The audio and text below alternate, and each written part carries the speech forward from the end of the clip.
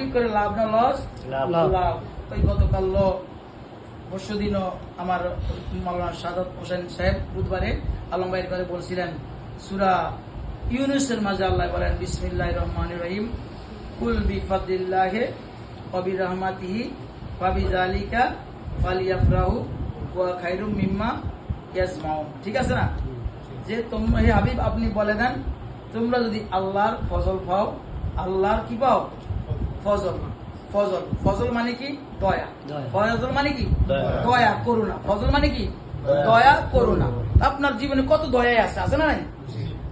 অবিরহমাতিহি, এবং আল্লাহর রহমত পাও। ফাবিযালিকা ফালিয়াফরাহু, তোমরা কি করো? আনন্দ করো, উদযাপন করো। হুয়া খায়রুম মিম্মা ইয়াজমাউন, এই আনন্দ করতে গিয়ে, খুশি উদযাপন করতে গিয়ে তোমাদের যদি সিন্ধুকে যা জমা রাখছো সেখান থেকে খরচ করো, সিন্ধুকে জমা রাখছো সেগুলোর থেকে অধিক উত্তম এখানে খরচ করা কর না। সুবহানাল্লাহ। হুয়া খায়রুম মিম্মা ইয়াজমাউন, তোমরা যা জমা করে রাখছো সিন্ধুকে, ব্যাংকে, অ্যাকাউন্টে, সেখান থেকে অধিক উত্তম খরচ করে রাখো না। সুবহানাল্লাহ। এখন ফজল পাইলে, রহমত পাইলে কন্যা, সুবহানাল্লাহ, কি পাইলে? দয়া, অনুগ্রহ পাইলে, রহমত পাইলে। তাহলে আমার নবী হলেন আল্লাহর দয়া, কন্যা, সুবহানাল্লাহ। আল্লাহ সূরা আলে ইমরানে বলেন লাকাদ মান্নাল্লাহু আলাল মুমিনিনা, আমি মুমিনদেরকে কি করছি? মান্না করেছি। মান্না মানে কি? দয়া করছি, অনুগ্রহ করছি। আল্লাহ অনুগ্রহ করছে মুমিনদেরকে, তাদের মাঝ থেকে নবী পাঠায়া। সূরা আলে ইমরান। তাহলে আল্লাহ ফজলের কথা, দয়ার কথা বলছে, নবী দয়া কথা কেন? সর্বশ্রেষ্ঠ দয়া, অনুগ্রহ আমার নবী কান্না। সুবহানাল্লাহ। আল্লাহ নিজেই কোরআন, কারণ তাফসীর কয় ধরনের হয়? কোরআন দিয়ে কোরআনের তাফসীর,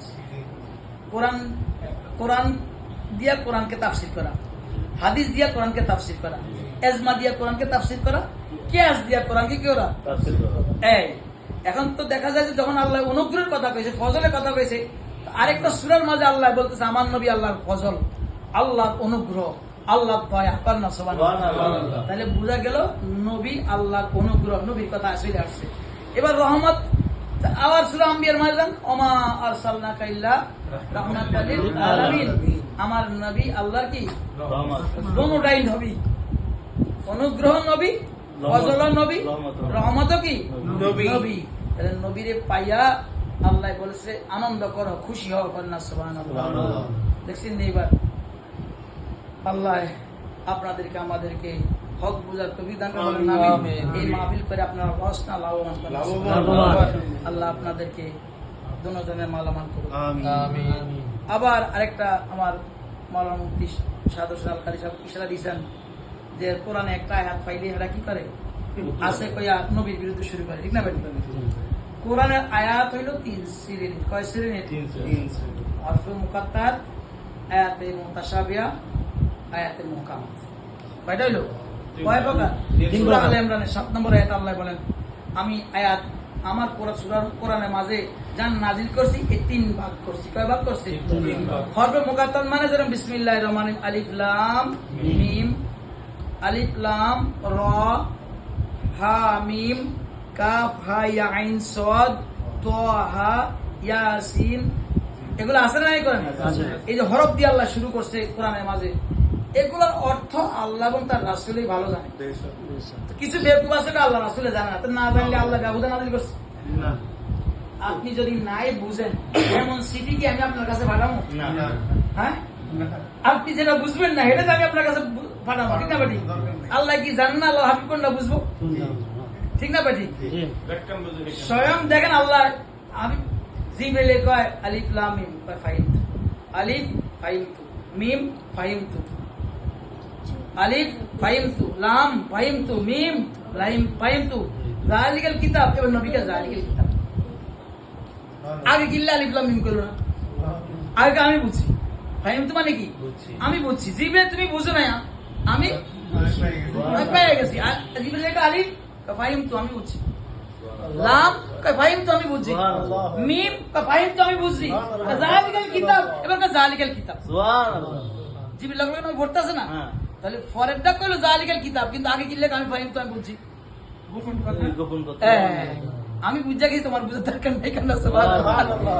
দেখছেন নি? এবার তাহলে নবী বুঝছে। তাহলে এটা কি হরফে মুকাত্তার? এটার দিয়া ফতোয়া দেওয়া যাইব না। এটা দিয়া কি ফতোয়া দেওয়া যাবে না, এর অর্থ কেউ করেও না। যত কিতাবে দেখবেন আল্লাহর আছে অধিক জানে, এটা লেখা আছে, ঠিক না বেটি? এটার অর্থ কেউ করে না, কেউ করবেও না, কোনোদিনও করবে না, ঠিক আছে? তাহলে এটা অর্থ করা যাবে না, এটা দিয়ে ফতুয়া দিলেও কাম হইব না, গেল। এবার আয়াতে মুতাশাবিহা, সামঞ্জস্য। সামঞ্জস্য মানে কি? এক আয়াতের লগে আরেক আয়াতের সংঘর্ষ। যেরকম আল্লাহ বলেছেন বিসমিল্লাহির রহমানির রহিম সূরা নেসার মাঝে, কয় ইয়া আইয়ুহাল্লাযীনা আমানু লা তাকরাবুস সালাত ওয়া আনতুম সুকারা, হে ঈমানদাররা তোমরা নেশা করে নামাজ পড়িও না। এটা কি নেশা হারাম করছে? বলেন, মদ হারাম করছে? কইছে তোমরা হে ঈমানদাররা তোমরা নেশা করে নামাজ পড়তে যাইও না। তার মানে এখনো নেশাটা জায়েজ আছে। সূরা বাকারার মাঝে আল্লাহ বলেন ইয়াসআলুনাকা আনিল খামরি ওয়াল মাইসির, আপনার প্রশ্ন করে মদ আর জুয়া সম্পর্কে, আপনি বলেন এটিতে উপকারও আছে অপকারও আছে।